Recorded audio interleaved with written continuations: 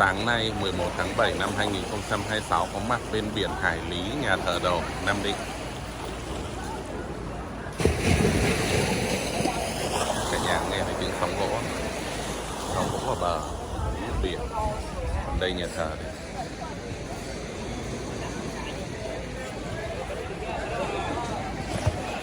Hai chị trình diễn này.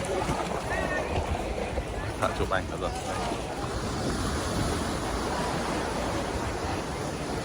À, không phải thợ đấy, thợ đằng này. Quên, quay nhầm, đây thợ đây.